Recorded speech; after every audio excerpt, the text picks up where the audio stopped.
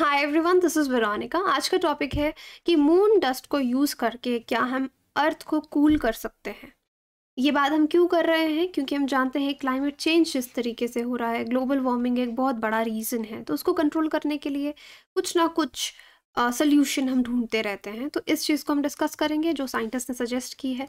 ये मेरा Telegram channel है, आप किसी भी तरह की यूपीएससी क्वेरी के लिए मुझसे यहाँ पे कनेक्ट कर सकते हैं। So look at these print articles, cooling earth with moon dust, a clever climate solution और अ फ्रैंकेनस्टीन्स मॉन्स्टर। तो इसको मॉन्स्टर इसलिए कहा गया है कि कहीं हम कुछ ऐसा ना कर डालें जो हमारे लिए ही नेगेटिव इफेक्ट लेके आए।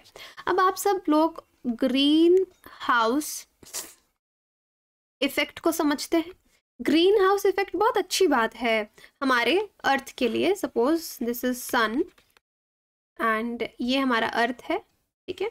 यहाँ से रेज आ रही हैं।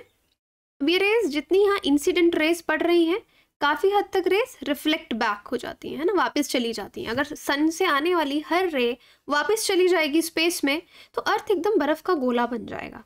लेकिन हमारे अर्थ के एटमॉस्फेयर में कुछ इस तरह की गैसेस होती हैं जो इन सोलर रेडिएशन को ट्रैप कर लेती हैं। जब ये रिफ्लेक्ट होकर वापस जाती है ना इंफ्रारेड रेज के फॉर्म में, ये इसको पकड़ लेती हैं, एब्जॉर्ब कर लेती हैं, जिस वजह से हमारे अर्थ का एक अच्छा टेम्परेचर, एम्बिएंट टेम्परेचर बना रहता है, जिस वजह से life is possible on earth. So this is the green house effect, जो कि एक अच्छी बात है। लेकिन कोई भी चीज़ एक्सेस में होना is not good at all.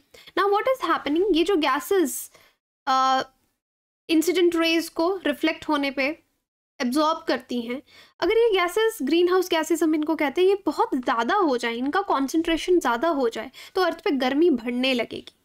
That is the reason for global warming जो कि हो रहा है। ये गैसेस जो हैं ये बहुत ज़्यादा इंक्रीज़ हो चुकी है, इनकी कॉन्सेंट्रेशन, और टेम्परेचर इंक्रीज़ हो गया।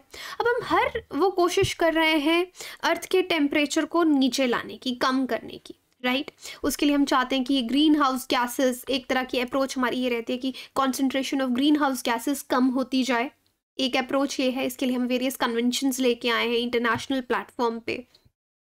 But on the other hand अलग अलग तरीके भी सजेस्ट किए जाते हैं। जिस तरीके से ये यूएस साइंटिस्ट हैं, इन्होंने एक स्कीम बताई है ग्लोबल वार्मिंग से लड़ने के लिए, वो है कि मून के जो लार्ज क्लाउड्स हैं, डस्ट के क्लाउड्स, अगर उनको स्पेस में भेजा जाए तो वो सनलाइट को रिफ्लेक्ट करेंगे, अर्थ पे नहीं आने देंगे, जिससे अर्थ का टेम्परेचर कम होगा। ये चीज़ सजेस्ट की जा रही है। So it's like this is earth, ये एटमॉस्फेयर है, तो यहाँ पे सन से जो रोशनी आ रही है, एक ब्लैंकेट जैसा क्लाउड्स, मून डस्ट का ब्लैंकेट बना दिया जाए कि कम रेज यहाँ पे आएंगी तो टेम्परेचर इतना इंक्रीज नहीं होगा। सो ये अप्रोच यहाँ पे बताई गई है। सो इस प्लान में उन्होंने कहा है कि डस्ट को, मून की डस्ट को माइन किया जाएगा, फिर सन की तरफ शूट किया जाएगा। ये जो डस्ट है सन और अर्थ के बीच में रहेगी, एक हफ्ते तक रह सकती है। जितना आप शूट कर रहे हैं उस पर डिपेंड करेगा कि कितना क्वांटिटी में आपने शूट किया है, जिससे एटलीस्ट सनलाइट 2% तक थोड़ी हल्की हो जाएगी, डिम हो जाएगी अर्थ के सरफेस पे, और अर्थ का टेम्परेचर कम होगा। सो ये चीज़ यहाँ पे सजेस्ट की जा रही है। But every suggestion sometimes have good things, bad things, क्योंकि करके देखा नहीं है तो पता नहीं है कि कहीं कुछ ऐसा ना हो जाए जो कि बहुत ही वर्स्ट हो अर्थ के लिए। मूनलाइट कूलिंग, ये आइडिया लूनर डस्ट से आ रहा है कि अर्थ का टेम्परेचर कम करने के लिए इसको मूनलाइट कूलिंग भी कहा जा सकता है। Idea of using lunar dust, lunar the word is use for moon के लिए यूज़ किया जाता है कि अर्थ के टेम्परेचर को हम कम करेंगे, मूनलाइट कूलिंग इसको कहा जा रहा है। मून का सरफेस वैसे भी सनरेज को रिफ्लेक्ट करता है और बहुत जल्दी सनसेट के बाद अगर आप देखेंगे कि वो ठंडा पड़ जाता है। तो साइंटिस्ट सोचते हैं कि इसी तरह की अगर लूनर डस्ट को हम यूज़ करेंगे तो सिमिलर इफेक्ट हम अर्थ पे भी ला पाएंगे। सो इस प्रपोजल में क्या सजेस्ट किया गया कि एक स्पेसक्राफ्ट लॉन्च किया जाए मून के लिए, जो मून के डस्ट पार्टिकल्स को कलेक्ट करेगा और फिर उसको एटमॉस्फेयर में ट्रांसपोर्ट करेगा और रिलीज करेगा। ये कोई नया आइडिया नहीं है, पहले भी प्रपोज किया गया है, बट अभी न्यूज़ में है क्योंकि फिर से इस पे बात चली है कि ग्लोबल वार्मिंग से लड़ना is a major thing for us right now, और इसकी फिजिबिलिटी देखी जा रही है। अब ये स्टडी पब्लिश हुई है एक जर्नल में, अर्थ फ्यूचर में। यहाँ पे एस्टिमेट किया जा रहा है कि ये जो टेक्निक है, इससे अर्थ का टेम्परेचर हम 1.5 डिग्री सेल्सियस तक कम कर सकते हैं। Which is a significant amount. अगर आप क्लाइमेट चेंज के लिए देखें 1.5 degree is a huge significant number.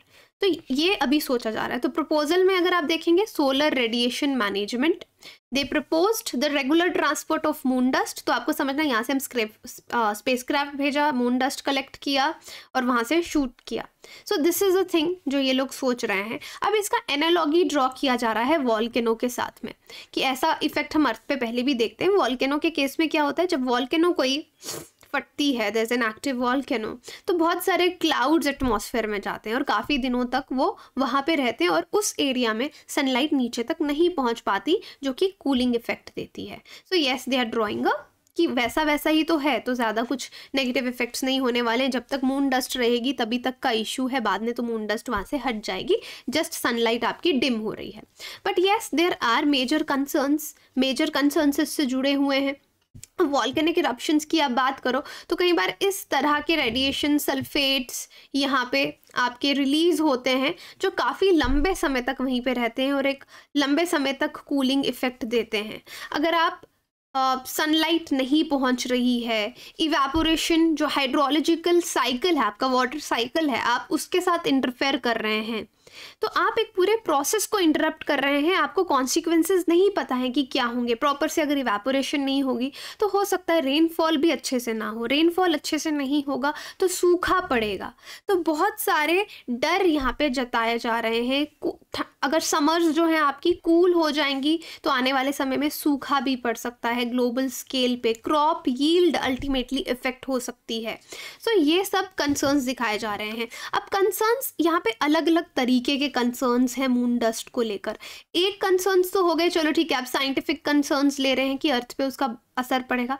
यहाँ पे पॉलिटिकल कंसर्न्स भी इसके साथ जुड़े हुए हैं, क्योंकि अर्थ इज़ ह्यूज, पूरा ग्लोब। अगर आप अर्थ देखो, कोई कंट्री राज़ी होगी कि ये करना चाहिए, कोई कंट्री राज़ी नहीं होगी। और सपोज़ अगर मान भी जाते हैं कि करना है, कहाँ पे कितना मून डस्ट किस क्वांटिटी में भेजा जाए वो भी डिपेंड करेगा, फिर उसके लिए लड़ाई होगी। तो एक पॉलिटिकल कॉन्फ्लिक्ट भी इस चीज़ को लेकर हो सकता है। सो येस, आगे भी आप देखें कोल्ड वॉर के टाइम पे रशिया चाइना ने अर्थ में अकॉर्ड भी ज्वाइन नहीं किया था, राइट। तो पॉलिटिकल डिसएग्रीमेंट्स बहुत मतलब कॉमन सी बात है कि मून डस्ट डिप्लॉयमेंट को लेकर होगा कि कितना डेंजरस ये हो सकता है। कुछ कंट्रीज शायद बोले कि हमको ज़्यादा कूलिंग चाहिए, ज़्यादा मून डस्ट वहाँ पे भेजा जाए, और हो सकता है कि कोई मून डस्ट के लिए तैयार ही ना हो कि हमको ऐसा नहीं चाहिए। तो हर देश इस पर सहमति बनाएगा या नहीं बनाएगा उसके बारे में भी हम कुछ कह नहीं सकते। So yes, along with the scientific reasons यहाँ पे पॉलिटिकल कन्फ्लिक्ट्स भी हैं। और साइंटिफिक भी अगर आप देखेंगे